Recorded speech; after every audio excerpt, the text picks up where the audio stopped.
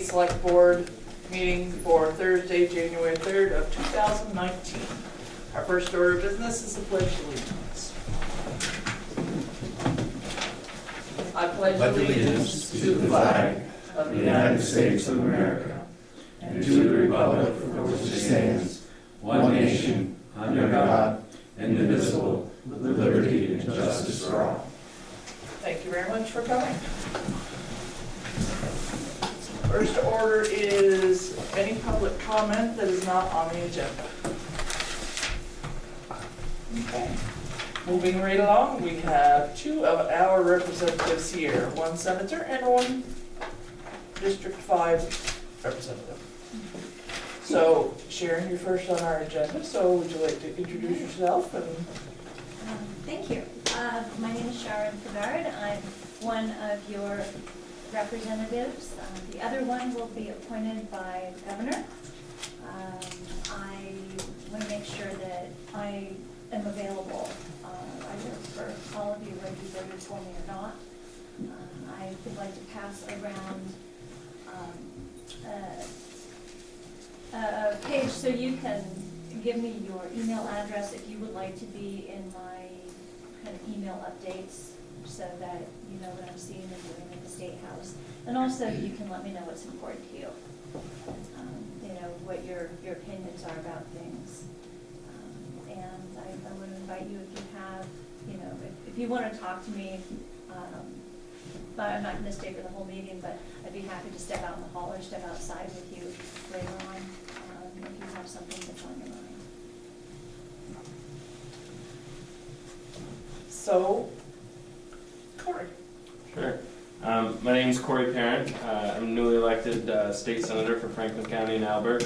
I spent the last 4 years in the House of Representatives where Sharon's heading, representing St. Albans City and St. Albans Town. And I echo everything she said. I want to be accessible, and you know, I think folks are used to seeing their state representatives at these meetings and in town, but they don't see their state senators a lot. And I'm trying to change that. We knocked on a lot of doors in a lot of small towns in Franklin County over the fall, and I think folks appreciated that. And I was here this summer to talk to you folks, and you know, shortly after the election, I reached out to all the select boards across the county and said, hey, you know, I want to be in touch. I'd like to come out and visit you guys 2 times a year, you know, kind of a pre-session and then, you know, post-session. But feel free to communicate with me in and out.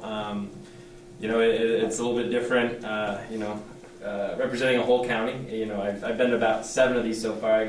Someone's going, well, how many times are you going to go to select boards? And I go, if I go to every one twice, because you have village and town and some of these communities, I go, that's 36 meetings a year just to show up and talk to them. So I go, that's a work, you know, effort on its own. So, you know, I want to reiterate what I talked to you guys about this summer, is that I'm open and accessible.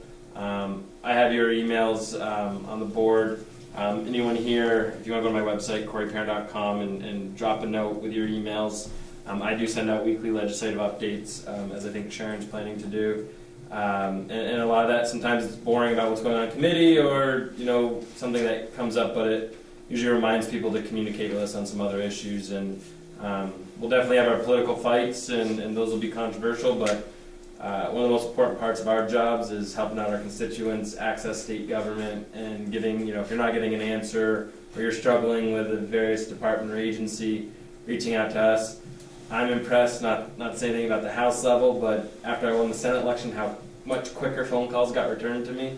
I think it's because there's less of us, a little more statute, but it was nice. They were returned very, very quickly, and so you know, we'll do everything we can do to help. And you know, tonight is about listening for me, and you know, we haven't been to Montpelier yet. We're starting to hear the rumblings of what the agenda will be. We have some local issues I know we all want tackle on a nonpartisan manner, but you know, I'd love to hear your thoughts and issues that you know, your short-term issues, and then also the long-term ones that we need to address as well. Okay. So we'll open it up. Does anyone have any questions for our elected officials? I will announce real quickly. On Saturday the 12th at 9, I believe, in this building, the Franklin County Republicans will be holding their caucus to provide 3 names to the governor for your replacement representative. Only Republicans on the committees are going to be allowed to vote at that point, but if anyone's interested in putting their name on the list of 3, reaching out to Brian Savage might be a good idea in the next week, and then being at that meeting and saying why you think your name should be on the 3. At that point, those names go to the governor. The governor will interview the 3 candidates, and he can choose from that list, or he can choose anyone else. So, but I think he'd stick pretty close to that 3 as long as he found the names reasonable. I know that's probably a pressing concern to get full representation up in this neck of the woods. Yeah. For Highgate, one of our issues is economic development. And we talked earlier about needing to have more people in the state. Well, more people need more jobs, good jobs. Swan has done some economic development on their own. We're trying to do some in tandem with them around the Franklin County Airport. Mm-hmm. And we're also looking at expanding our tax base with economic development. So that's one of our issues that we're going forward with and trying to, in our small town way, trying to figure out what the best ways and the best options are for us. And I'm sure all of the towns in the state are doing the same thing, but it becomes more and more vital as schools become a more expensive thing. We need to have some economic to offset some of that for the grand list. Also here we deal with policing because we have to have a contracted service. And there aren't enough officers. There's not enough officers in the sheriff's department, there's not enough officers in the state police. As the drug issue becomes greater, you have an increase in theft, you have an increase in robberies and those things. So for me, that would be also an issue that will become increasingly demanding, that the training of new officers and allowing them to live a good life in the state of Vermont would be important. And the drug issue is a huge concern. All of our border towns are hit very hard with issues, and it goes right down the line. We had a conversation in this room last night about special investigation units, which we give a stipend to from the town of Highgate, and I'm sure all the towns around do. And they sent us a letter saying that 125 of our children in this town are either sexually or violently abused. Now, that breaks my heart. How can we let that happen to our children? And so programs like that would be important because those are our future. Those are people that are stuck in a situation that they can't help themselves, so we really need to step up and to help them.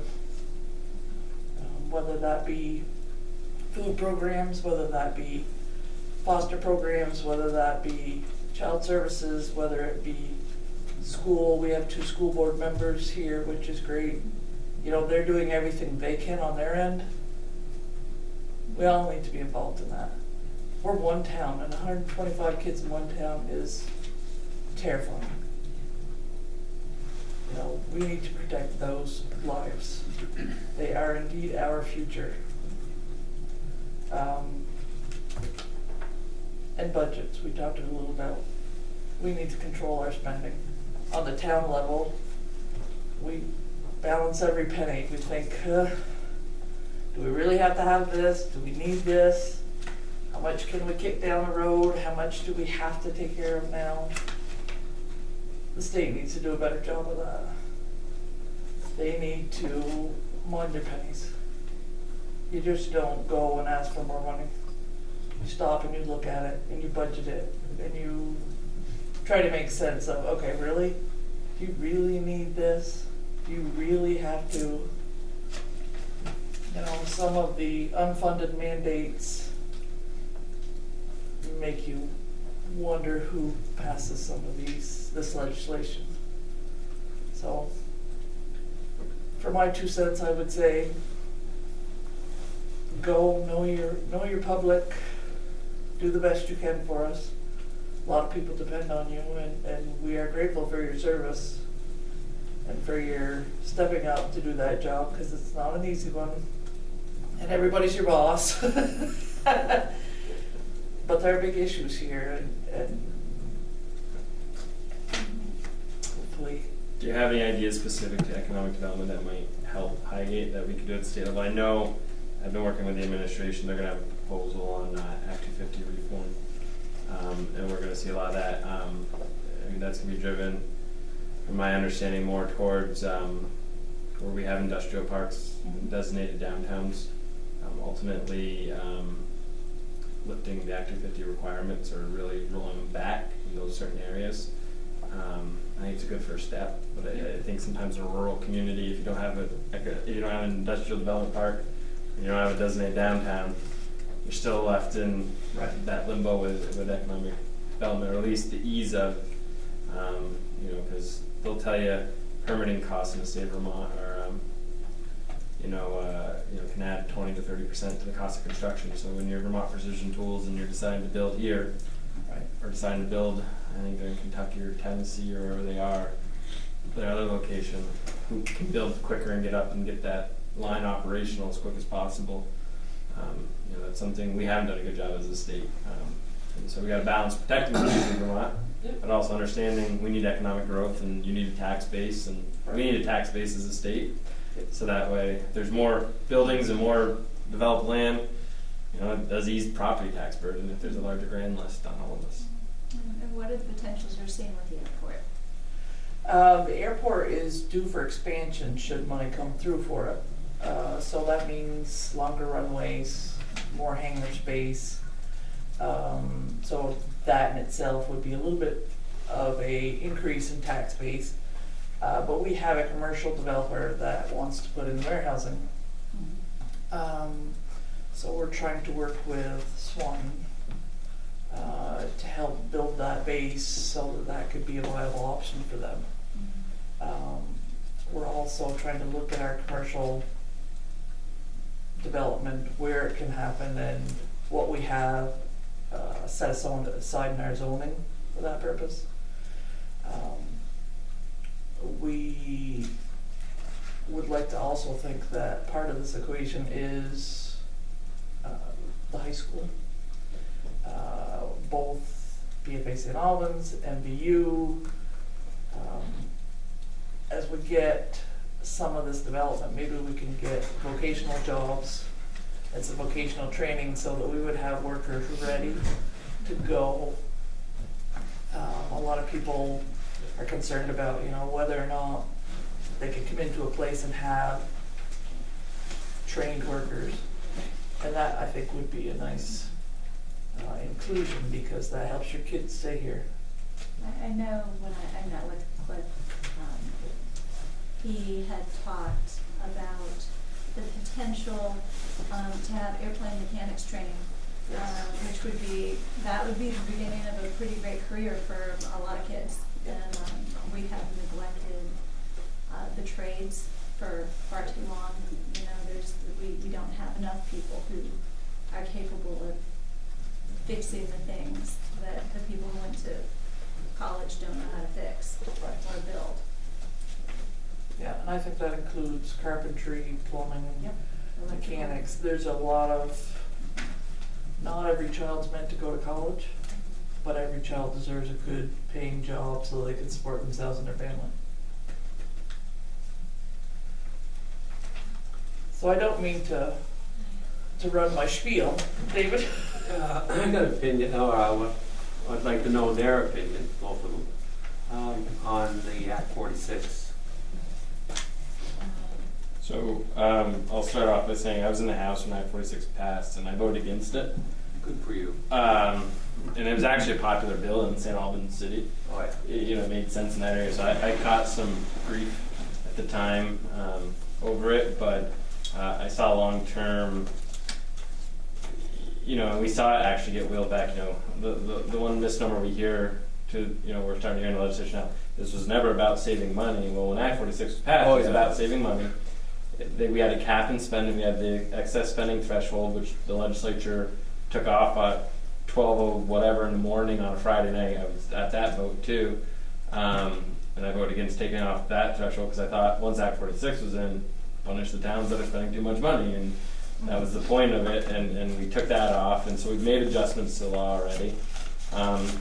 By everyone's account, and there were supposed to be these off ramps, and the State Board of Education didn't adhere to any of that. So I know Senator Brock and I are working on a couple pieces of legislation to provide deference to local communities, especially ones that held votes. But quite frankly, I don't know if there's enough support across the state, because towns like Burlington like Act 46. It's not their schools closing.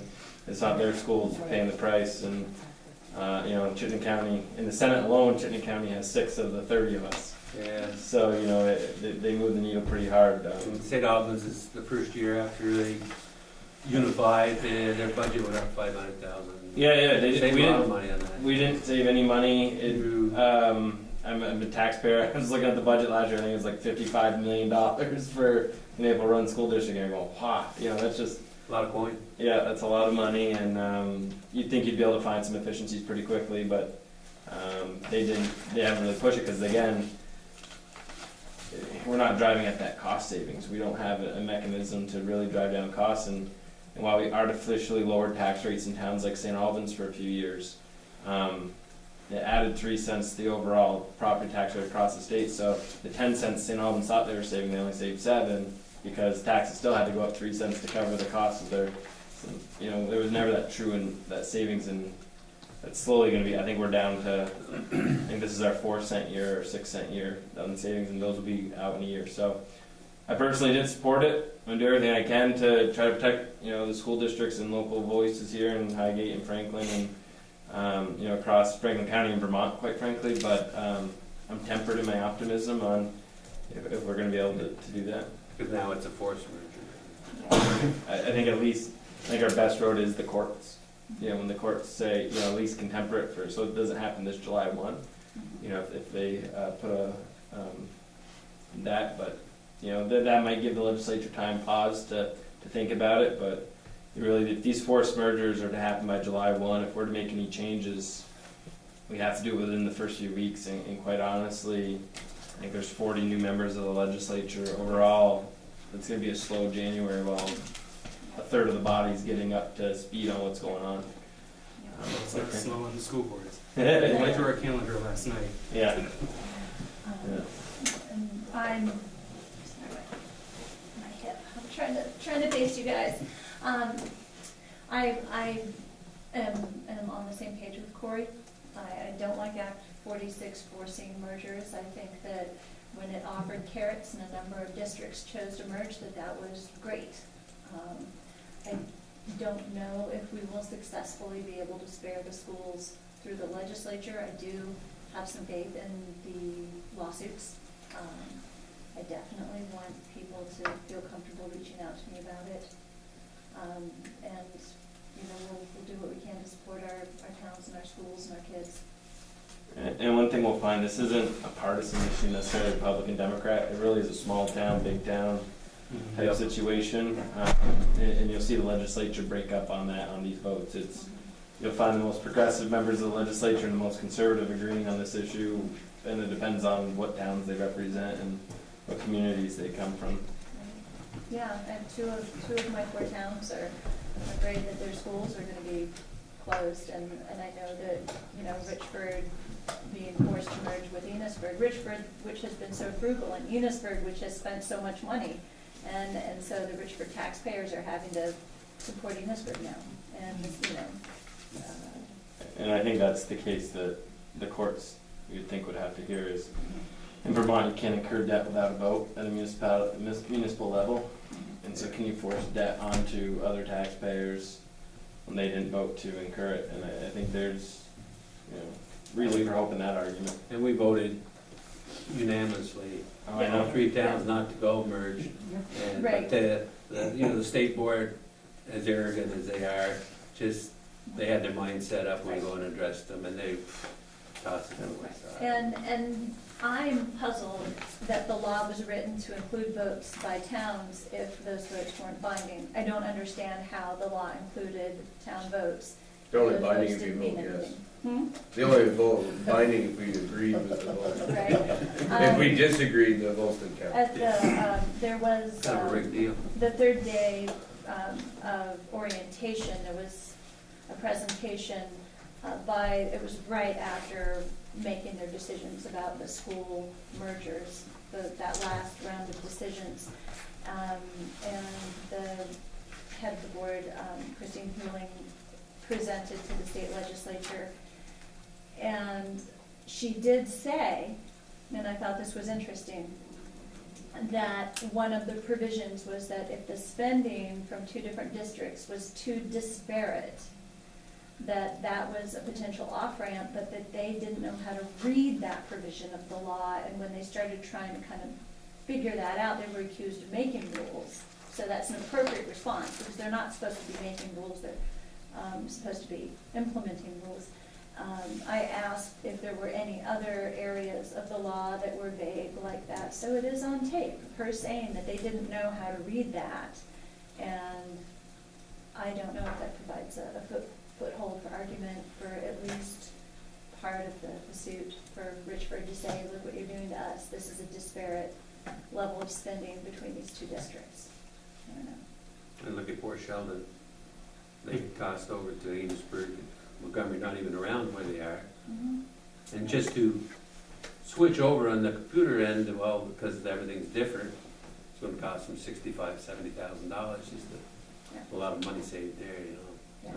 Yeah. So, I mean, I think as a whole, the legislature missed the whack. I mean, the cost really in our education system a lot more at that administrative level. I think we could have supported merged supervisory unions before, these school districts, and we could probably have less superintendents in Franklin County and across the state. We have 65 of them, and Yep.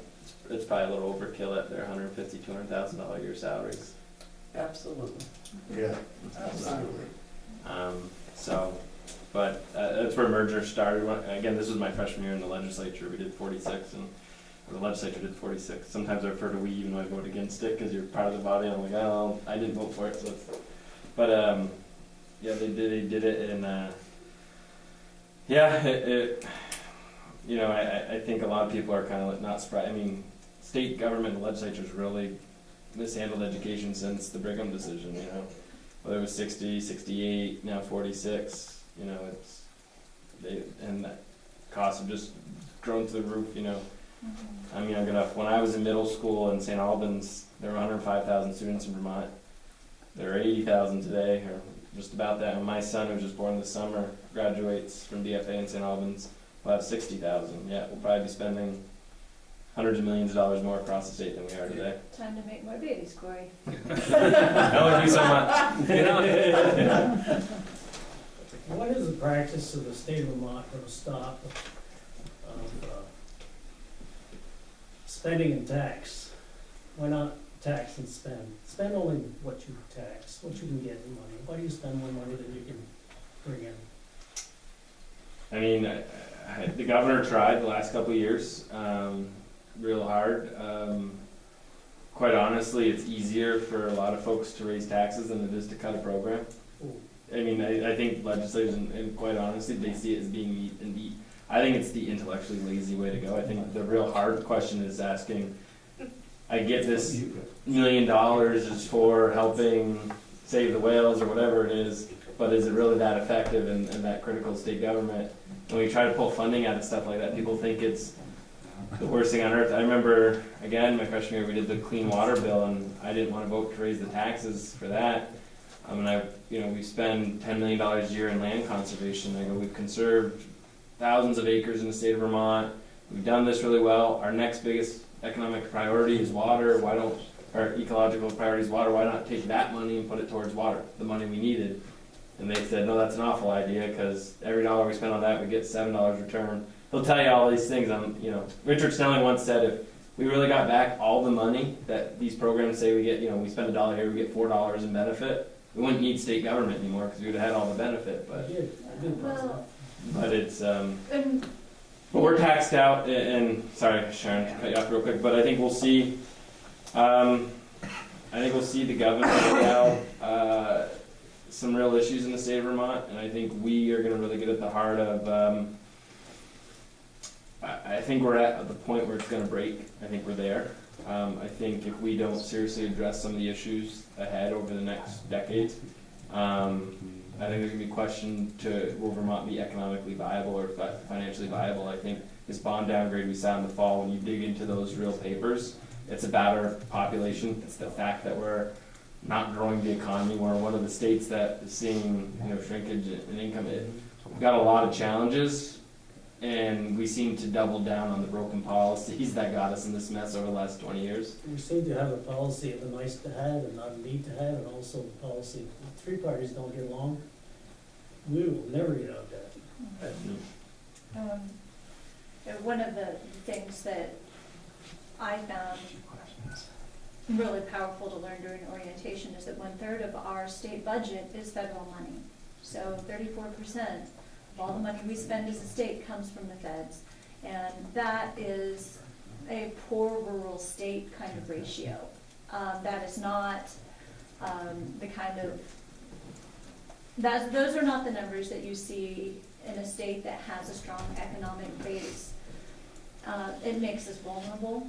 And one of the reasons that things become more expensive is the federal government is cutting back on what they're spending. And as Corey said, we don't want to cut programs.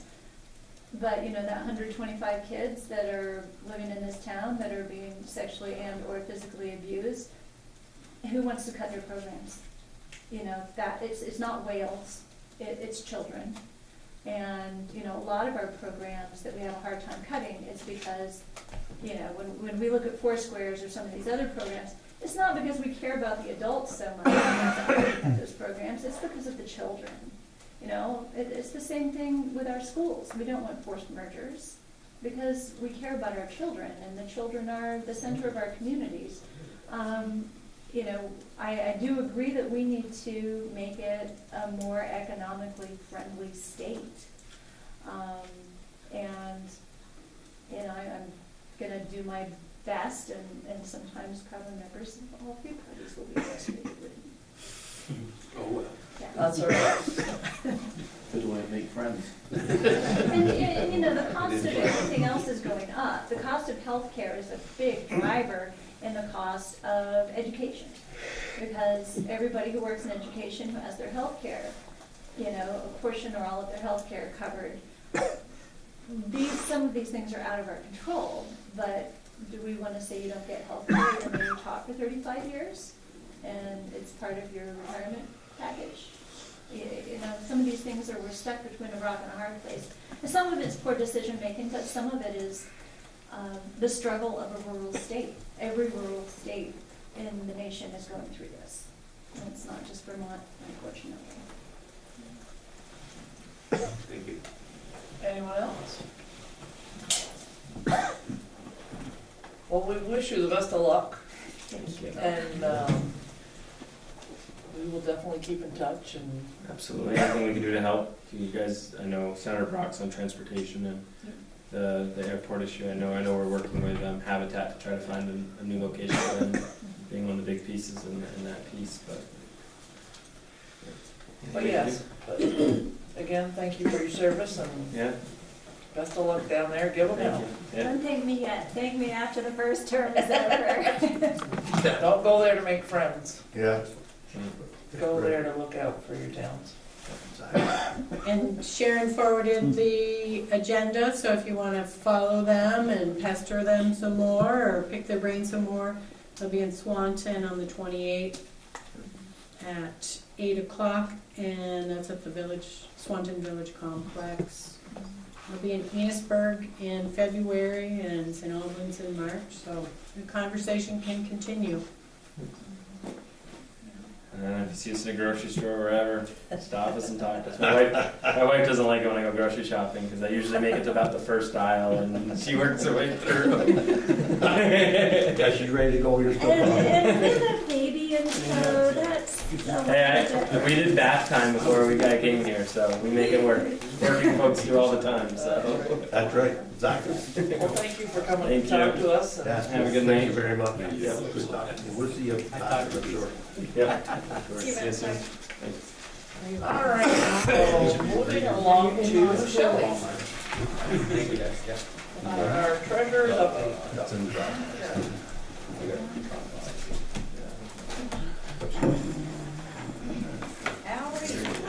Good. Okay, I have a big check run for you. I had a couple, it's probably just,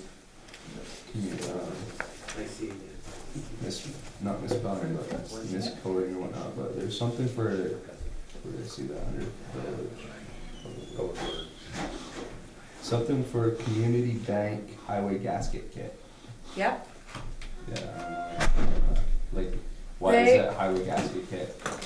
And- Under community bank, because that's the credit card, so that's what we paid, and Okay. then that's what it was for. Okay. So, who they actually purchased it from, I can tell you. No, that's fine, I just, Yeah, anytime you see community bank, it's paying It's our the credit card, Okay. but then I make sure to break everything out. and then a mud flat speaker gets me chuckle. Yeah, What is that? but it's a mud flat and a CB speaker. It's two items on the same bill. She just put them together, that's all right. I squeeze in as many characters as it will No, that's allow. fine. They function better separately. Yes, gasket kit, and there was a filter as well. And But I then our, ran out of space from Master Tool Repair. perfect. And then our first payment to our tractor went out, I see. Yes, it did. That's good. Mm-hmm. And then that is the $100 on there, so last time we'll be using, Baker to do our sidewalks, I'm assuming. Yes. Yep, that was for the Polar Express. That was the last time that he had to Yep, clear the sidewalks. perfect. And I see passive is on there twice for each. So passive bills quarterly, Oh, but they bill unemployment, workman's comp, and our regular property and casualty insurance. So if they have two, it was probably, one line was workman's comp and one line was unemployment or Yep. the property casualty. Yep, one says workers' comp, Yeah. and one says insurance. Any other questions? Okay. So, Perfect. yep, that was, everything that was billed before the 20th already went out, so they weren't waiting, and then, it's still on this check run for you to approve. I had one for, our little gathering the other night, but there wasn't enough of you here to sign it. Sorry. Christmas gathering. But everything else, it's all on there anyway, since, December 7th forward to today. And then, we had our first budgeting meeting last night. I think that went very well. Our next one's the 10th. What time on the 10th? Try to make one. 6.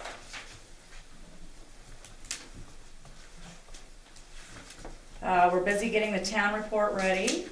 That's going to be going out in the next couple of weeks to repro for print. I did get my delinquent tax report from December 31st done with for the report. And just to give you a quick little update, in last year's town report, as of December 31st, the delinquent taxes were $194,576. As of December 31st of this year, $121,307. So you're talking more than $70, $70,000. So yeah, we're really getting people caught up and the old taxes paid. So pleased with that. And now if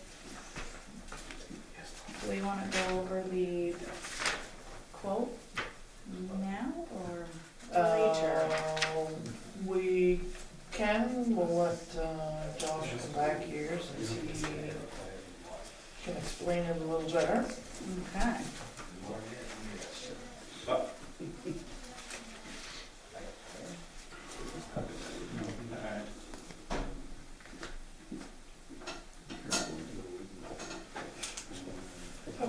do you wanna go over the quote, or repairs? Yeah. I'll let Randy sign. Yeah, so we got a quote, did you explain what happened over there? Nope. No, so you can do that as well. The bay over at the garage, had a busy day the other day with the icing, and, our poor director Butch came in a little excited, because he was getting screamed at in every direction of, roads are slippery, roads are slippery. He was in a hurry, so he left without his chains on, and he wanted to come back and put his chains on. He said, and he was mad at himself. He goes, "I knew better not to leave out my chains. I needed them." Anyway, he came back a little quick, and his wing wasn't up all the way, and it hit the brick on the door, in between the doors. It dislodged the column by almost a foot. So there's 2 steel beams that rest on that column. The only thing that's holding up that column right now is the 2 steel beams that the door tracks are next to. It's a 1/2-inch steel, and that got moved a good foot as well. They were able to push that back so it's at least a little straighter. Obviously, with that concern about displacing the column and stuff like that, I did want to reach out to a structural engineer and make sure it's not just going to collapse and fall on us, or what we need to do to shore it back up. He came up on Monday, looked at it. He's giving us a drawing tomorrow that he's going to give to the mason. Mason, we got a quote from Jay Lawrence to JL Masonry to replace the brick and the block for $6,900. And then our structural engineer is going to tell us how to support those beams temporarily and put them back the way it should be. There's also no rebar in that block, so it just kind of sheared really easily. Structural engineer Tim Hardy said that there should be, just for pure seismic. So that's basically it. Is that covered by insurance? It's going to be covered under insurance. I don't know what our deductible is. I don't know. I didn't have any facts, even as of today, so I know Heidi went looking and I believe contacted insurance. There is a claim initiated and they're gonna send someone out. So I forwarded for the quotes, and they did say if there was something we needed to do prior to them coming, we were okay to do that if there was a structural concern. Tim wasn't too concerned right now because the steel, like I said, the steel goes up to the main beam and that's what's supporting it right now. But all that needs to get lifted and those steel beams need to get pushed back in, and then the blocking needs to happen. So to do that, there's some steel that has to go in to lift all that. And I talked to JL Masonry and they're okay with installing that per the design of the structural engineer. But that's what happened over there. So should we, is that a specialty? Would you put that in the specialty category, or should you get a few more quotes? I guess that's up to the board. I mean, we've used JL to do the other one. He knows where to get the brick. He's already sourced it. So it matches. I don't know how the board feels on that. I just wanna make sure we're following our purchasing policy, that's all. I agree 100%. Yeah, so I mean, I'd put it in the specialty. I don't necessarily see that as a purchase. It's like something's gotta get fixed. It's an accident, it needs repaired. Yeah, it's not like we're looking to start something. And it's, if the insurance is okay with that, I guess that'd be the other question too. Right. It's not really. It would fall under emergency purchase, I think. Emergency purchase or expenditures may include immediate repair. Right. Maintenance of town I property. think you're right, Randy. I forgot about that quote. So I'm okay with that, I guess. Yeah. So, Yeah. Definitely. Yeah, so, did the insurance company give us an idea of when they thought they'd be out? No, I called them again today because I hadn't heard back. You have to file your claim online. So she did say they were going to send someone out, not sure exactly when. I got pictures of it all too. I can show. Yeah. My son's occupying my phone right now. It's the way to keep him quiet. But I didn't have the engineer's information. She did want to know exactly what support he meant. He said he wouldn't have it done until tomorrow. Said he'd send it tomorrow. So so. What is Kind the of in limbo deductible? right now. Okay, Limbo. so. Do you know what the deductible is? $1,000. A lot of limbo. Yeah, because you're gonna have the expense of Yeah. Mr. Hardy as Yeah. well, and his design. Plus, if J&L, after they see the design, wants to rethink the quote they gave us, Mhm. we need to give them that option, just Yep. depending on what that design comes back as. And it's not the first time it's happened, it's happened another day. And that brings up my second point. We're going into budget now. I would like to budget next year to put bollards in front of those door bays. So Yeah. maybe one on the inside, one on the outside. Core through cement, get it in there. At least if they hit a bollard, it's going to slow them down or protect the building. Bollard's easy to replace than the building. So I would like the budget for that this coming cycle and put bollards in on each bay. Makes sense. Every garage you go by has them. Yeah, it's an accident waiting to happen. Yeah. Happened just a couple of years ago too. Right. And I mean, we ask a lot of our plow drivers. They work long days, as you guys all know, and definitely not fair to jump on them over it. It should be in the budget. And explain this to the taxpayers, because I didn't know what that was until you just said it, but I think it is a very good idea. Yeah, it's just basically a steel cylinder filled with cement, put right in front, and Real simple solution. Can't believe there's no All rebar in new there. design garages have them Yeah. automatically. did you guys go look at it? It's kind of bad. All Mhm. propped up. You can, Yes. cat can fit through there right now. So can we agree that that's an emergency repair once we get contact from the engineer and the insurance company to go forward? You need a motion on that? I take a motion and You wanna race? to do. No, we're at. I just trying to get the good ball rolling. I would move to, consider the, garage door column repair to be an emergency. I was looking at. However Wendy words it best. Any other discussion? Okay, all those in favor say aye. Aye. Those opposed? Okay, so we'll await Mr. Hardy's design and a contact from the insurance company, and then if you hear anything, just let the ladies know, and we are meeting on the 10th if we need to make another motion at that time. So, And who would do the cement cylinders? I was gonna say, could, the mason or, the engineer put us in touch with somebody at least who could give us a quote on some bollards? What? yeah, I would I say would like because some the arena. solid number to Mhm. stick in there. Yeah. Mhm.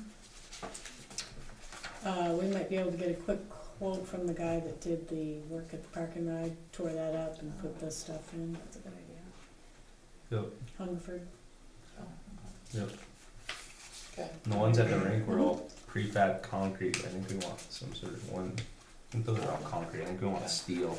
You reach out to them and see if they can get us a quote so we can add it to our budget process. And they wanna be heavy duty enough for the size truck. If we're successful with the electric vehicle grant, per charging station grant, there's going to be bollards involved in that. Maybe we could get him to do this at the same time. That probably would be some, an expenditure where we should get 3 quotes. Yeah. But Because if for- we're putting them there, I should probably put them on that side too. Yeah, for the fire truck. Well, fire trucks aren't as wide, No, I know, but so it's a little easier to get in and out, but yeah. that happens. Yes, it does. Okay, that is all I have for you, unless you have anything further for me. No, I'm good. Everybody good with Joe? Okay. Thank you, ma'am. Thank you. They're gonna cut up the old bridge, take the steel girders for that. Wendy? Did you want this quote Recycle. back? Or is that on me? extra copy. Okay, so you have minutes from, seems like forever ago, December 6th. I don't think I was there. And your budget session last You May. missed it. I missed everything. Okay, Some so stuff. do we have any discussion about the minutes from December 6th? Are we okay there? Yep. Move to approve. Okay, do I have a second? I'll second that. All right, all those in favor say aye. Aye. Those opposed? Okay, the select board special meeting for budgeting last night. Do I have a motion to approve? So moved. Do I have a second? I'll second that. All those in favor say aye. Aye.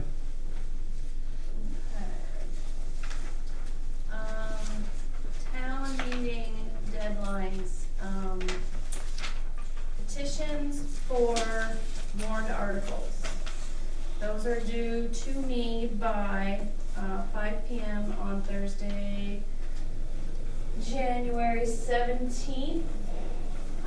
Minimum requirement is 5% of our registered voters' signatures, which is 110. And deadline for petitions for elected offices for the ballot is 5 p.m. on Monday, January 28th. 1% of our checklist, which is 22 signatures. And I do have a list of open, positions that are up for this year. They're posted on the website, on our Facebook page, all around town. There's 11 of them. I have 3 liquor license renewals: Jolly, RL Valley, and Martin's General Store.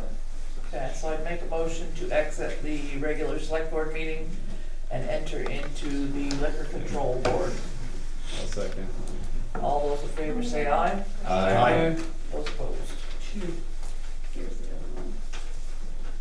Do we have any discussion about the renewals? Okay.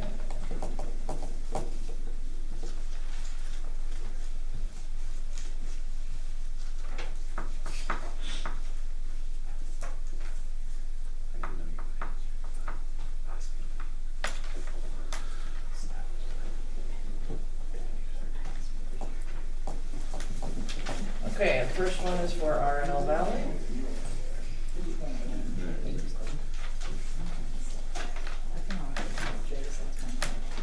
Approved side. Do you need a motion to sign? Right, just move it there. To enter the board. Oh, I just can't remember. Yeah, we can make a motion to sign if you'd like. Do you want to make that motion? I'll make a motion to sign Okay. the liquor license renewal application for Jolly, or RL Valley. Yeah. You can do it. And Martin's Store Martin's General Store and Joe. and Jolly Associates. Do I have a second? Second. All those in favor say aye. Aye. Aye. I signed it, All right, hold on. Okay. What is that?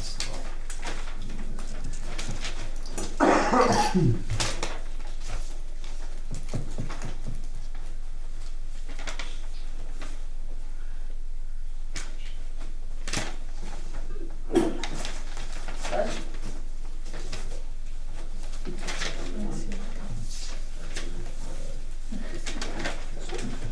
How many places do it? I think I'm ready to go on that one.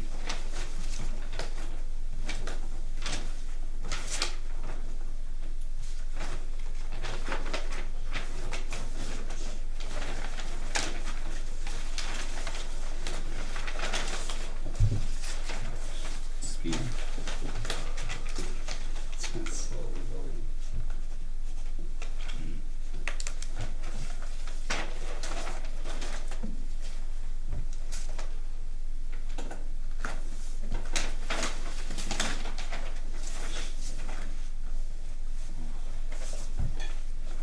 I said, yeah, they have to think about job description.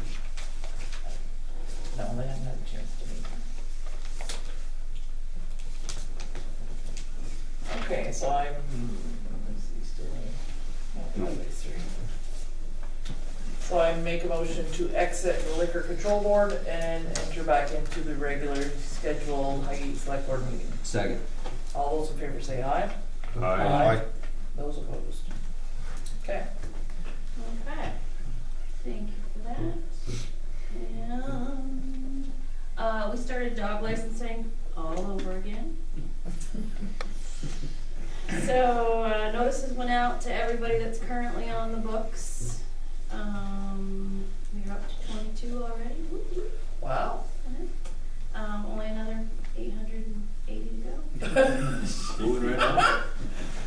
Just in time, you know. Stop by and license your dogs before April 1st, because it starts to get very expensive after that. Our clinic this year, rabies clinic, is going to be Saturday, March 16th from 10 to noon at the fire station. And that's usually a big hit. It is 2 hours of sheer chaos, but it's a good thing. Yep.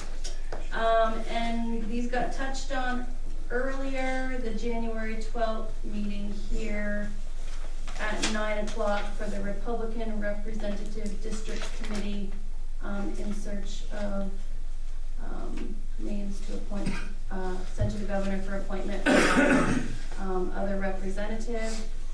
And January 23rd at 7 p.m. at MVU. Sharon, do you want to touch on this? I know it's near and dear to your heart.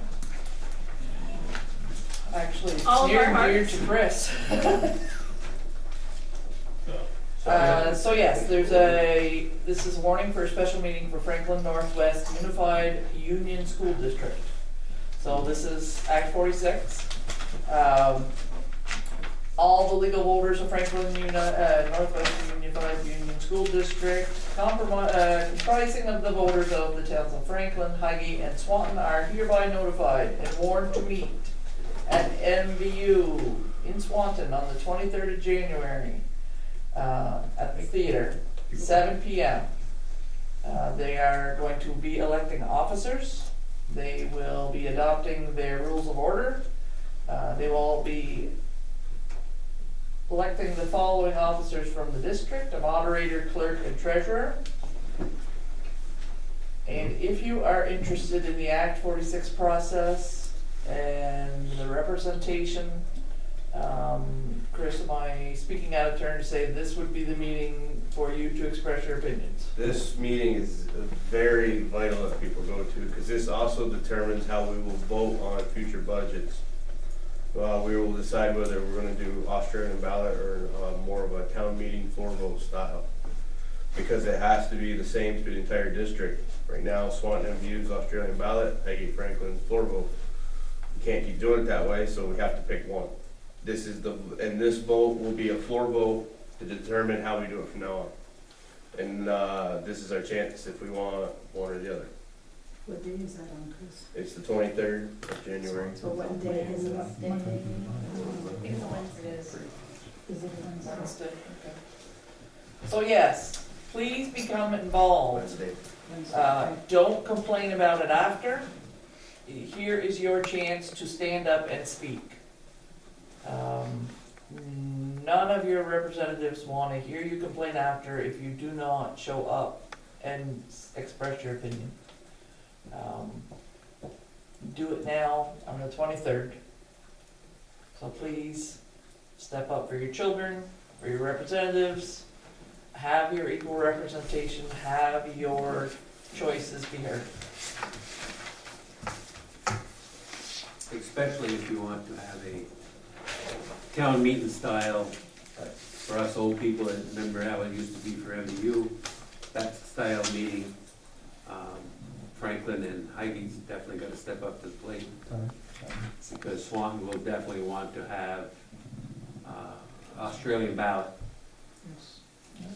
So, if you don't want Australian ballot, show up. If you want an Australian ballot, you get a chance to vote for it. You know. this meeting is an organizational meeting to start the process of a unified district. So the transition board gets sworn in then, which for Highgate would be me and Steve is on the transition board. It's usually board chair and board clerks makes it up, so there'll be an 8-member transition board, which will actually be a board for about a month and a half if everything continues, because at town meeting day, the board's, school board elections will actually be for the new unified board. If everything continues, we probably won't have any elections for the Highgate board. Like, my term's up, but why would I run for 3 months? So we're just gonna, we're just not gonna have elections, and we're just gonna extend, the board will run out until, June 30th. This is also a good chance to weigh in, like you said, if you wanna be heard. We've already started the process to form a committee, so we can start editing the terms of, or the articles of agreement, cause we don't like the default ones that they gave us. There's a lot of gray area in it. We'd like to bolster them up a little bit for better protections. Franklin's big concern is school closing. Franklin and Highgate and even Swanton's big concern is equal representation. So there's some gray areas we want to fill in.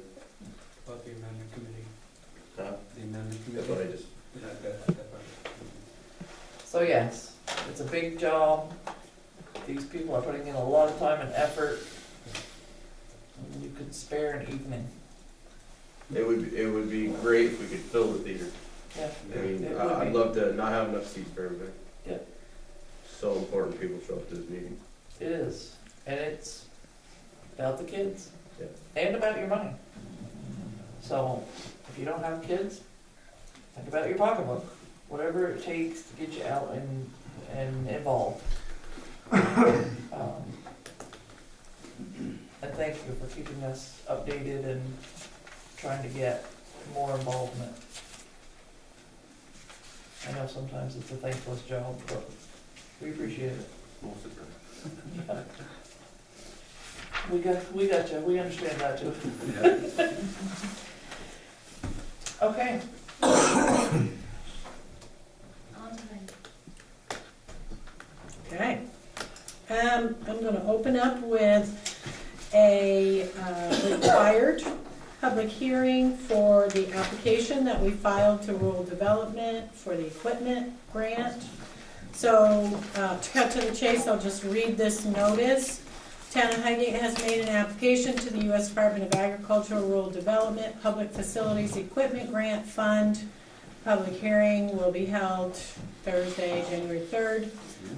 To obtain the views of citizens on the use of this grant program, the impact to any historic or archaeological resources that may be affected by the proposed project, and to give affected citizens the opportunity to examine the proposed statement of project use for the funds. The proposal is to apply for $50,000 in rural development funds, which would be used to purchase a new fire truck for the Highgate Volunteer Fire Department. So, anyone who's not here tonight can contact the office and get copies of the application, or you can come into the office during our regular business hours, 8:30 a.m. to 12, 1 p.m. to 4:30 p.m. Monday through Friday. If you need special accommodations, you can contact the office, 868-4697, and I have a copy of the file if anyone has questions or would like to know more about it. So we're required to have this hearing as part of the grant application. So we have applied for the $50,000 for the fire department truck to put together with the money that we already have in our capital improvement plan. It is one of 2 grants that we have applied for. So does anyone have any questions or concerns about the grant? As Heidi said, we do have the application, so it is available for viewing.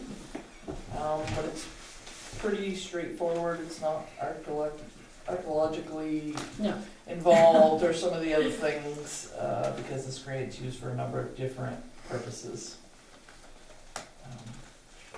Anyone? Okay. moving right along, I put a grant update in there, and there were just a few things that changed, because I made it for you so long ago.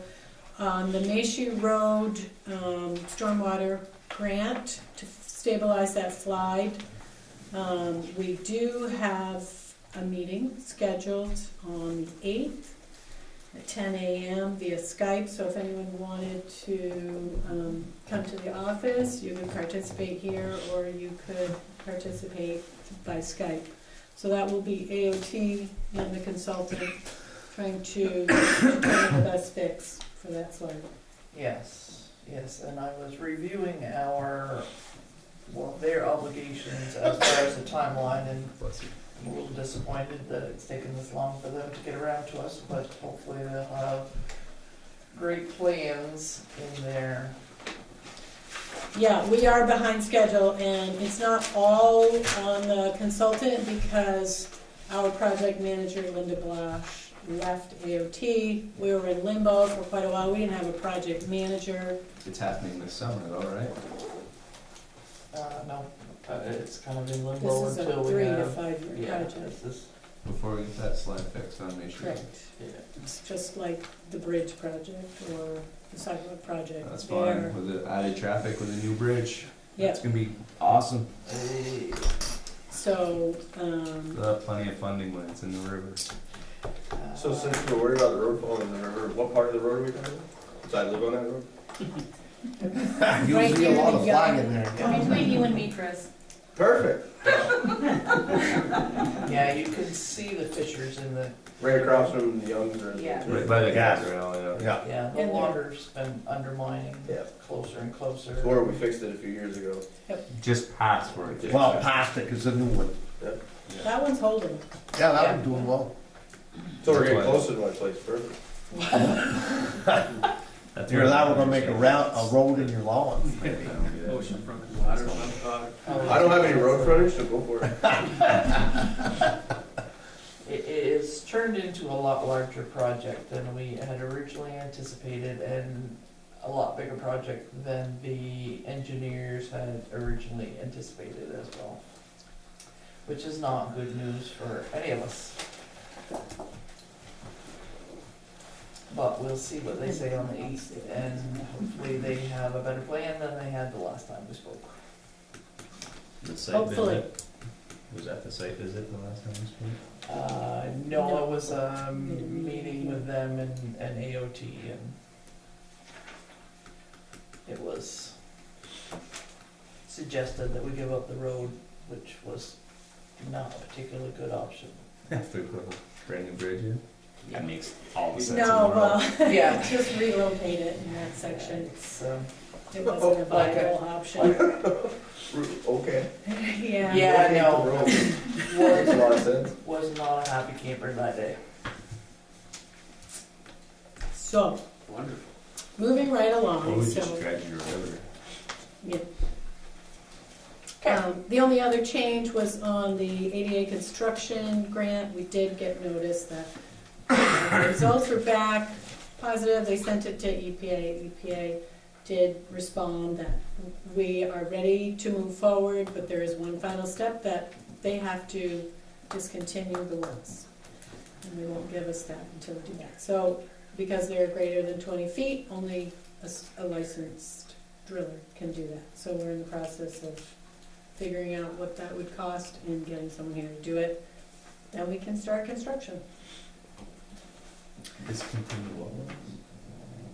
For the testing, they installed Oh, 6 wells here to see if the Gotcha. contamination had Gotcha. traveled to the Gotcha, property. gotcha. And it wasn't, so Right.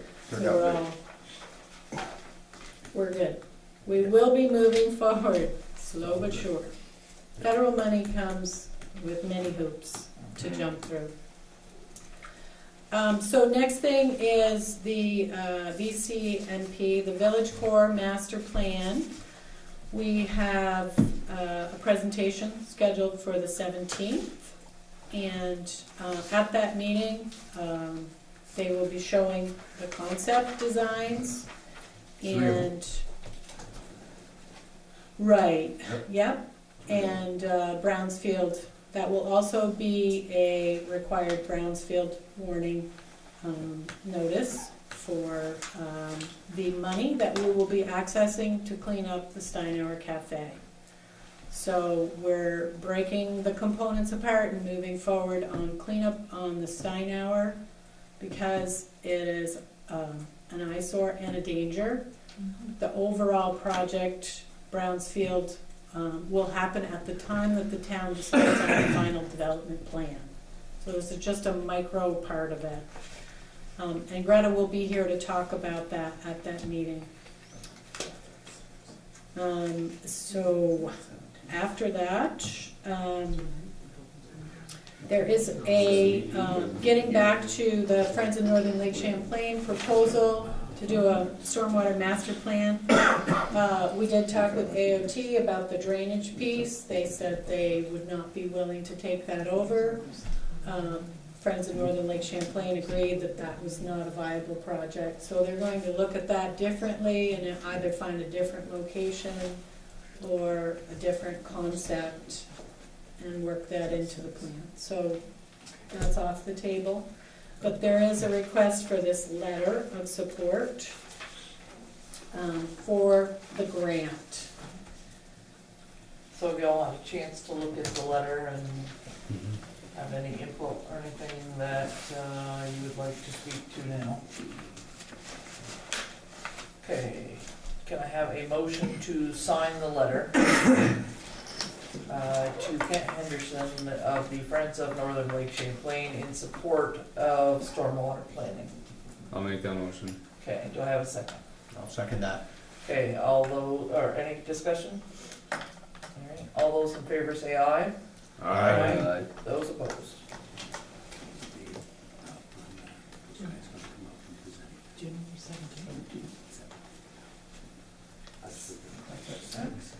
So the next item was, we are gearing up to start the planning project for the extension of infrastructure to the airport. So a feasibility study to quantify economic impact.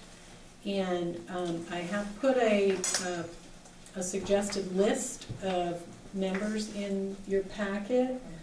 And it's also something that the public is able to participate in as well. And there will be public hearings, public presentations on that when we get going. But so I'm asking the select board if that's if you're comfortable with the list, which is basically the same people that worked with me to file the application.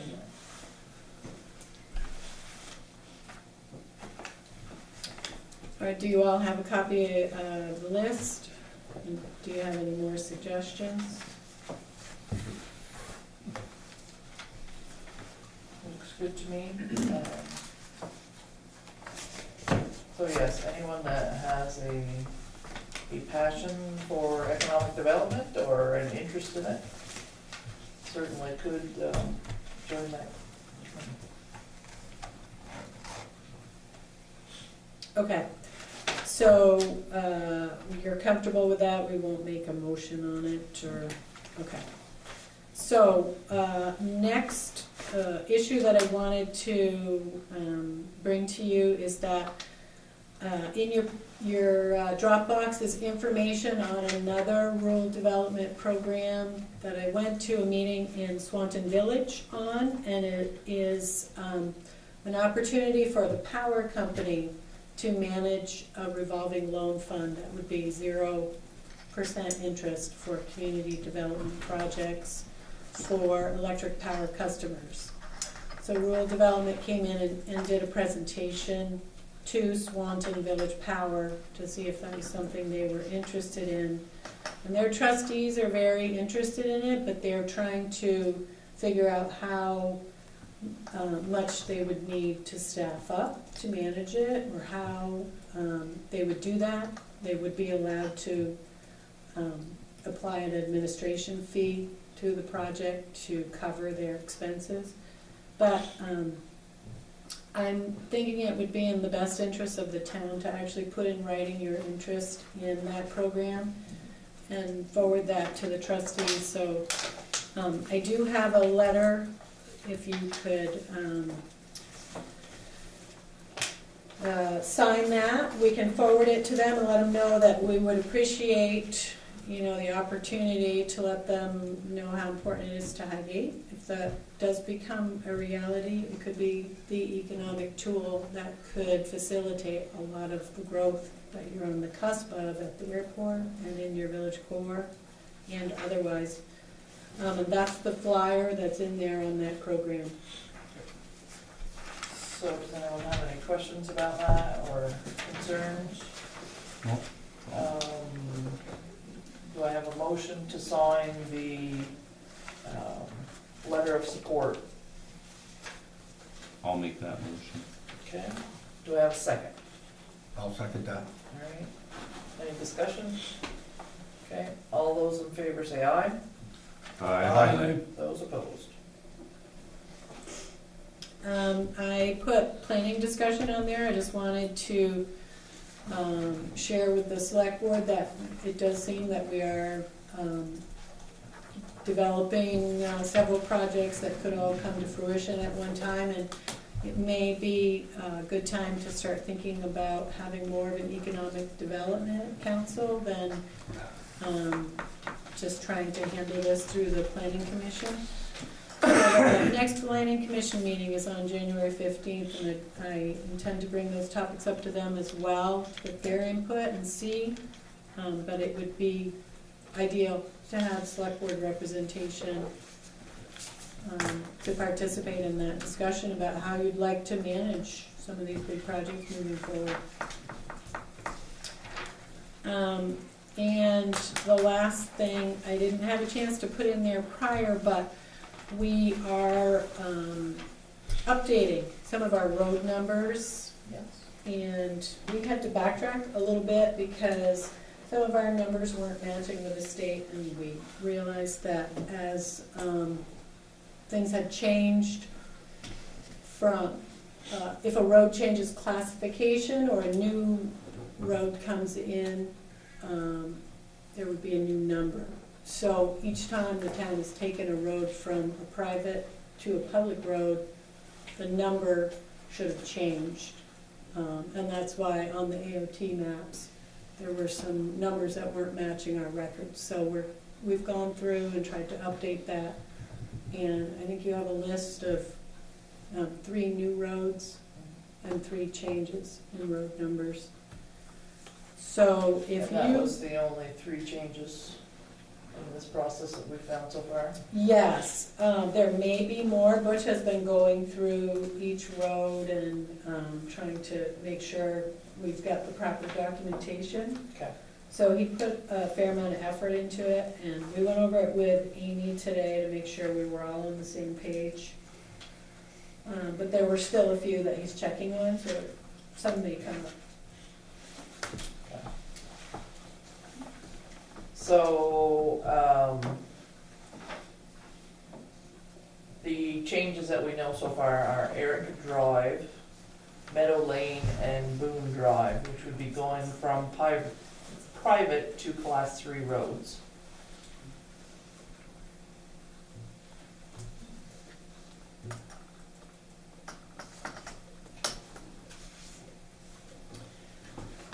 Do you need a motion from us to address the new roads as these particular numbers? Yes. Okay. Yes, please. So we need a motion to accept the 3 new roads, or 3 new roads. Deso Drive as number 86, Maple Lane off the Maury Road is number 24, Easy Street, which is off Lampkin, as number 74. I got a question on that. If Easy Street's number 74 and Boone Drive is number 74, Oh, yeah. That's where the confusion comes in. So each classification has its own numbering system. So class 1 roads, 1 through 74, and then private roads have their own numbers, and class 1s have their own numbers. Okay. Okay, so It's a mess. So it's private number 86, private number 24, and Yes. private number 74. Correct. Okay. Got it. So, motion? I'll make the motion. Okay, do I have a second? I'll second that. Okay.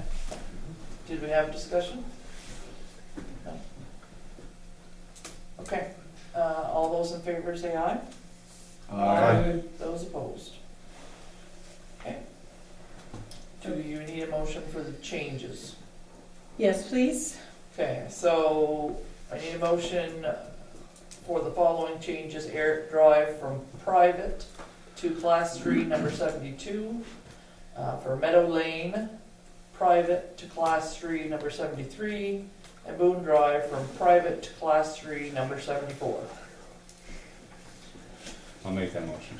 Okay, I need a second. Yeah, I'll second it. All right. Any discussion? All those in favor say aye. Aye. Those opposed?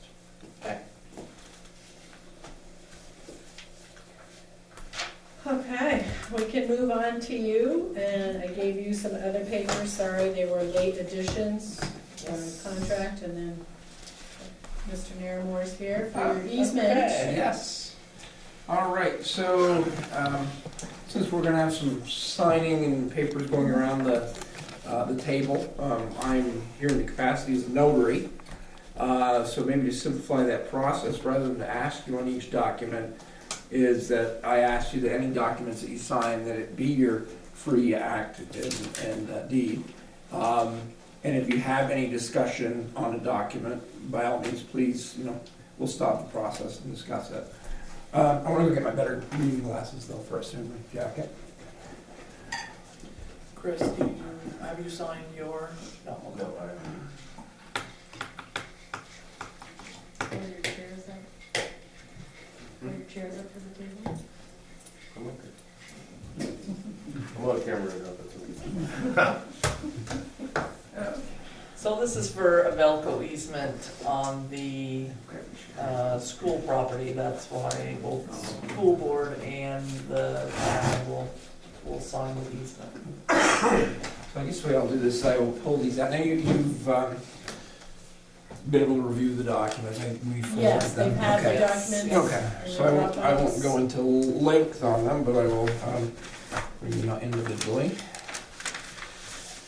And okay. So we have the first document is an acknowledgement from the law office of Fred V. Pete. And this acknowledgement basically is stating that Fred Pete's office does real estate law, and they are acting on behalf of Velco, or in this case Vermont Transco, which is a subsidiary of Velco. Letting you know that if you want legal representation, that would be, Velco's paid for their representation.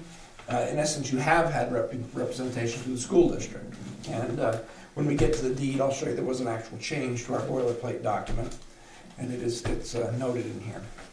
So I will pass this document around. The acknowledgement page has a signature portion for each individual. And anyone short on, I've grabbed a pocket full of pens if anyone needs one. Okay, all right, so we can get those. There's always pens. Okay, so do we have a motion to go forward with the easement documents as reviewed in our Dropbox and on paper? I'll make that motion. Okay, do I have a second? Second. Okay, all those in favor say aye. Aye. Those opposed? Okay, a little formal, no problem.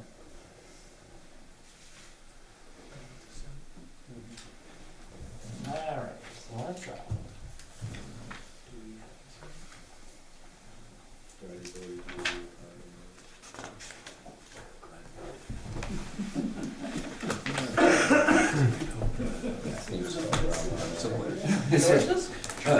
You can Just a capital R instead of a lowercase. Oh, okay, if you want to cross through, if you, whatever you feel.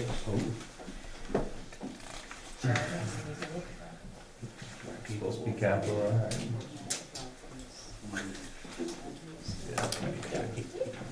Now, on these documents, I also have the school district representatives, and it shows here as Chris Shepherd. He's here as well. Yes. He can join the party. Yes. Yeah, Glenn right in. and so on the acknowledgement page, they did not put a place for you to sign, but I'm gonna have you sign it. And that acknowledgement here that I just read, highlighted.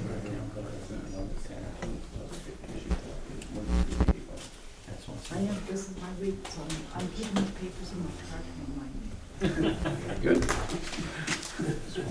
And next we have the actual easement. And like I say, we'll point out that on page 2, the first, at the bottom of the first full paragraph, it states that how they handle vegetation, they have the right planting and trimming, and by any other means not involving the use of herbicides. So that was the school district's request that no chemical spraying be done, and that is in the document. And I'm gonna put that in here. Today's what, the third day? It is.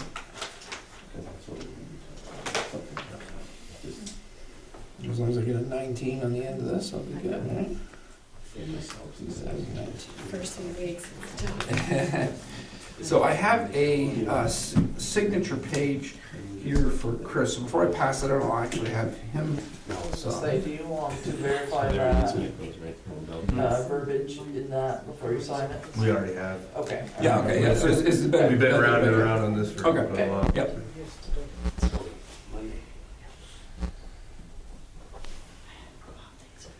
I think it's your signing again as well, the chair, for the district and the school, I believe.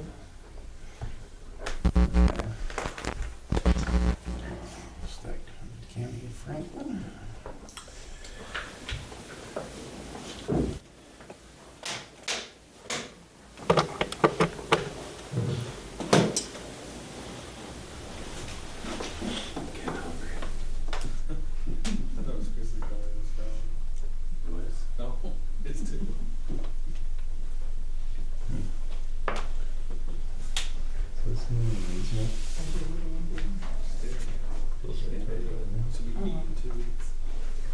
Very good. Okay, so now I can incorporate that page. Now, do you want me to pass all of the documents on the signature page? I'm sorry. Do you want me to pass all of the documents around, or just the signatures? Probably best to do all of them. There you go. Probably. Yeah, okay. This easement you're talking about? Yeah. All it It's is, for, they already had the lines in it, they yeah. just never did the paper, so now we're finally doing the paper. Right. So the primary thing is They're not putting new structure, No. tower. no, there's no new structure. The only new, if you want to call it structure, is actually a fiber optic line on the existing poles. Right. That's the only remember addition. Yeah, I just see the easement goes through our building, obviously, and then I'm like, oh, that's funny, and then I probably missed a meeting that this was at, Yeah. or whatever, but anyway, then my question was, okay, are we doing this in easement so they can put brand new high Yeah. voltage structures?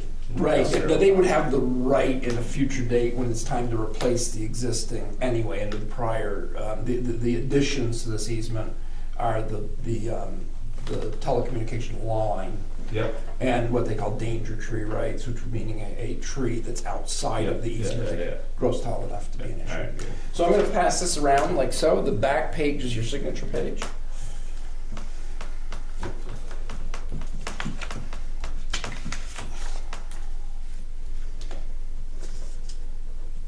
And I got one here for you, just for you to sign. This is on behalf of the school district. This is the 1099-S form. Today's closing date being 1/3/2019, and you're receiving, the school's receiving that amount, and you're their representative.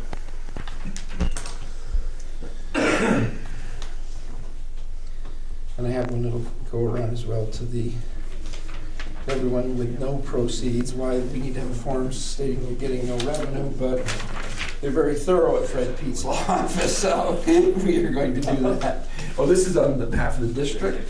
So this one, yes, the school gets the money, so the district, that's a 0. And the town of Highgate, that's a 0.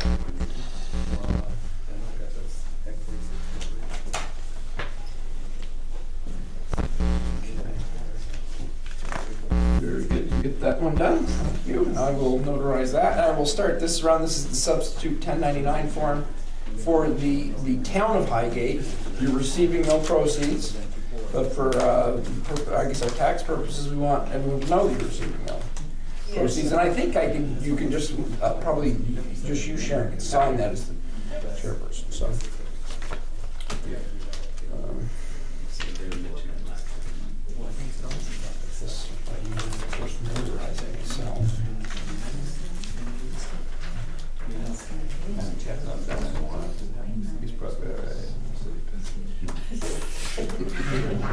My wife, no.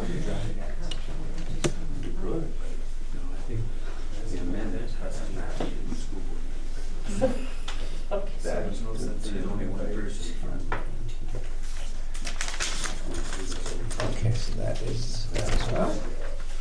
And the next document will be the settlement statement, the 2 columns. So Fred Pete's office uses a standard HUD form, which is primarily used for the sale of real estate. So there's a lot of columns here that are not used. The primary column is on the right-hand side, is that $4,534 is being transferred from Vermont Transco to the Highgate School.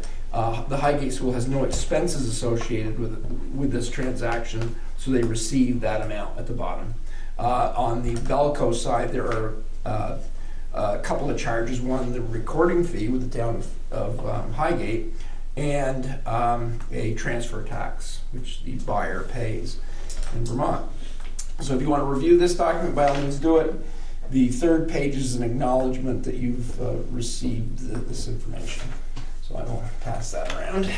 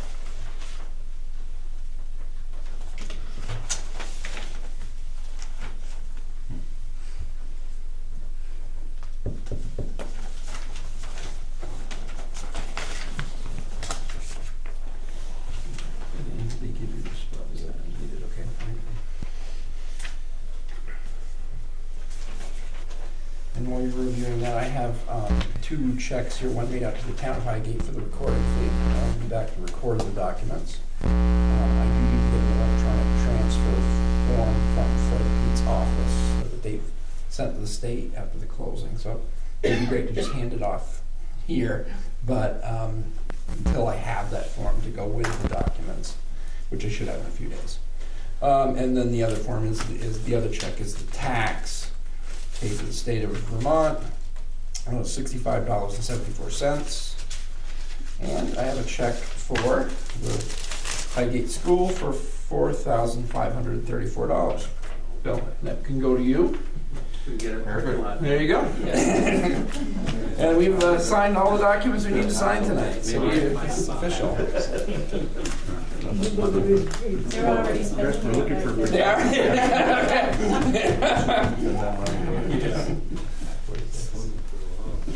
We have that.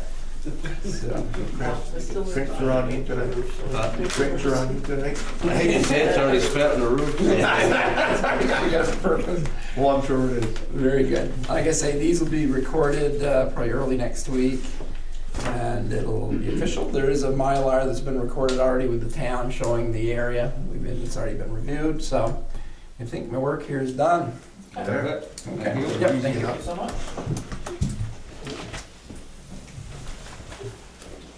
Here, I was gonna mail these to you this year. Thank you. Thank you. Have a great night. I feel like we should say something about this. JV Electronics. JV Electronics. There's one in the town park, one in front of the Nation Park. I just wanted to bring this up in the select board items, which we are, is against our sign policy if you're a business to put signs up around town promoting your business. I think the only thing you can put signs up for is if like you're doing a temporary garage sale or temporary signs for that. Correct me if I'm wrong, Wendy, right? That's what, yes, the regulations that I sent you say. So basically we have a company putting signs up around town. I've had a couple residents reach out to me and I know a couple reached out to Wendy. So we'll be calling this this business, asking them to remove the signs by such and such date. If not, we will dispose of them. But I just wanted to bring that up and let you guys know. I don't really care for the look around town, but we're handling it. So garage sales signs are okay. garage sale signs are okay if you put them out for your garage sale and then pick them up. But if you're a business promoting your business and putting signs around town on town property, You had one in the parking lot. It was on the corner of yeah, I see Franklin what Road you're and getting at. 78. yeah, we're not okay with that. Okay. But we still can put them on private property I with the Do- homeowner's permission. do believe so. Because I put a sign out usually where I'm working somewhere, but I always have homeowner's permission. Right, and then you remove it though, right? I think there's a, yeah. These are all like within the right of way of the road, you know what I mean? Like on Lincoln Street, there's a couple. I don't necessarily know if the landowner put them there, I don't think so. Yeah. I see what you're There's getting one They gotta right in be- front of the Macy House, across from DeSorcy's. Yeah, they gotta be out, they gotta be off, not on town property and out of the right of way, would be mine. Mhm. Yeah, that, you know that. Then there's a deer cutting one. The deer cutting one too, yeah. I just wanted to mention that.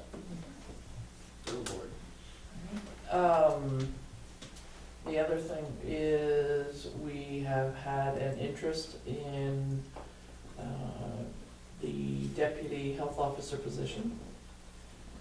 Has everyone had a chance to look at that?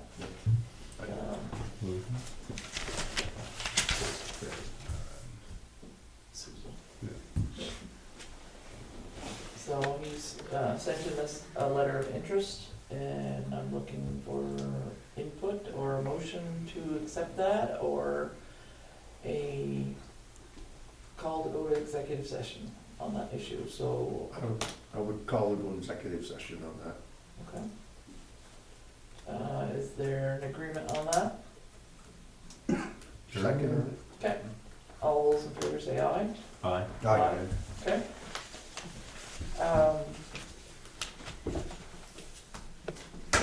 That's, Before you go into executive session, there was a new contract proposed for the parole, for the roadside cleanups. They were charging you per day. The expense to get rid of the tires has been sizable. So they understand, and they would still like to keep the work crew busy, so they're offering you a $100 flat fee for the cleanup. So, same contract you were in before, $100 per day, they're offering you a $100 flat fee. Yeah, I'm okay with that. I can tell you that they have been doing a good job. I caught them on a Sunday and thought somebody was dumping and was all set with my pen, and I was out ready to give them the license plate number and the whole deal. I stopped and it was a state plate. So there's a correction officer and 3 assistants, and they were, yeah, well, parolees, well, not really parolees. Could be a community service people. Yes, yeah, there you go, associates, yes, his associates would run up and down the hill on Langford Street picking up tires. But we are So- watching. And there, that picture of, that I saw in the email of a truck loaded with tires, that was from where?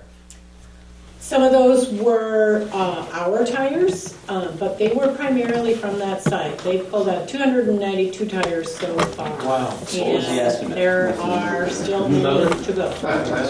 And unfortunately, between the times that they picked out tires the first time they came and the second time, somebody had gone in and dumped some more. Oh my God. So if you see the little buggers dumping, stop, pull over, Write their license plate. you write down their license plate, call the police, I'm just hoping. Call sheriff. Landslide, but get rid of all call these me, tires. I'll come equipped.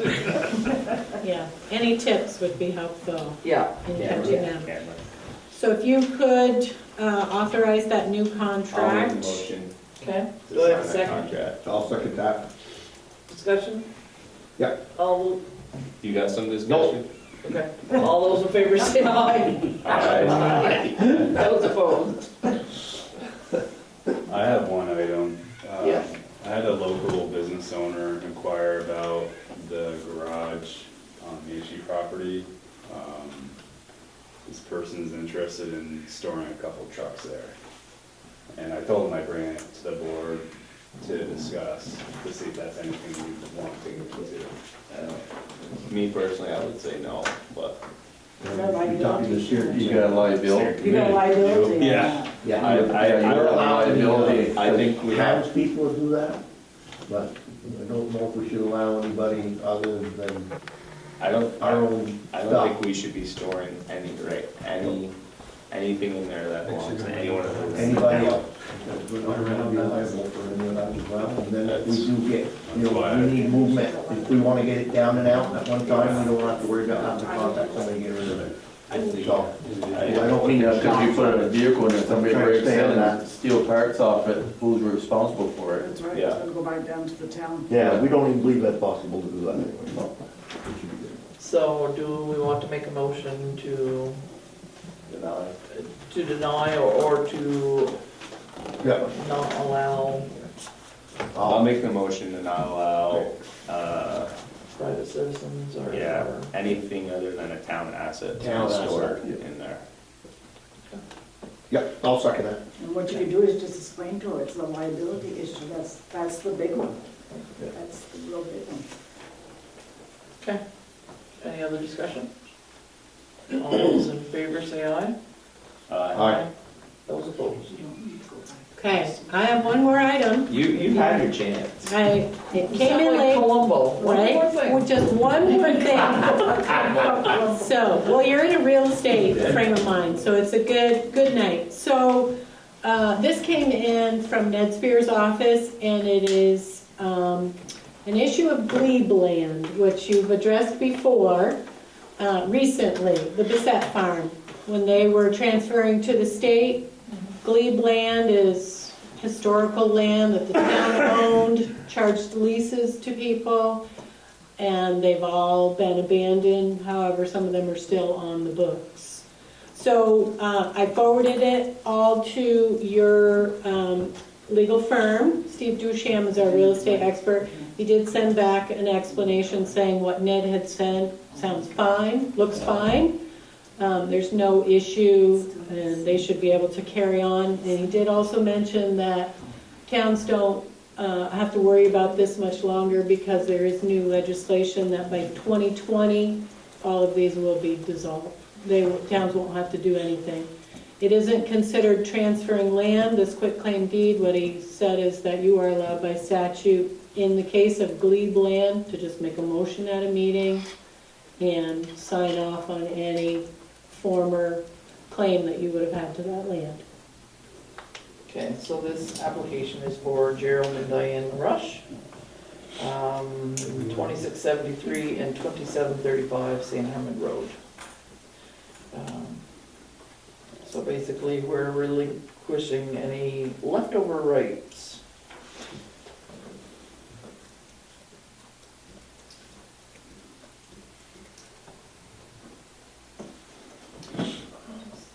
Was that, I got a question on that. Just so you understand that. Leftover rights, meaning if they had a loan or a lien on something in the town? No? No, if there were a loan or a lien, that would have been a clear claim. This is something that goes way back to colonial times when towns Okay. had, Yeah. they owned most of the land, towns Right. and churches. We were in the same boat when we did the sidewalk project. We had to contact, like the Yeah. hierarchy of the Yeah. Methodist church because there was still glebe land on the Okay. town park. Right. Okay. So what our I get it. lawyer says is that only the consent of the select board and their designation of an authorized signature and an open meeting is necessary. No notice, hearing, or vote by the town citizens is required. I'd also like to note that the new statute provides that unless a town's legislative body affirmatively votes to retain some or all of these perpetual lease lands by January 1st of 2020, which is a year from now, then that town's interest in these perpetual lease lands will go away. So, You have to sign it. So we gotta make a motion yes, to approve and then our lead land will go away. yes. Okay, yeah, I'll make a motion. Okay, do I have a second? So you get rid of Glee. Okay, There you go. so All Lindy, in you favor? are our notary, right? All in So favor? yes, all those in favor? Aye. Those opposed? Okay. Do we know how many more are out there, or No, will just come you up don't through a know title until- search? Yeah, it's a thorough title search uncovers it. I think the LaRushes are trying to sell the 2735, and I think that's when it came up. Yeah. Does it state how much land it is? The, Uh, 10 point. Interested in taking it? I It's just a quick, curious, I don't know. it gives a quick claim deed, Claim basically, deed, from alright. Highgate to the LaRushes. Parcel of land consisting of 10.10 acres, two buildings thereon located at the westerly side of the St. Armand Road, now known as 2735 St. Armand Road. Interesting. Okay.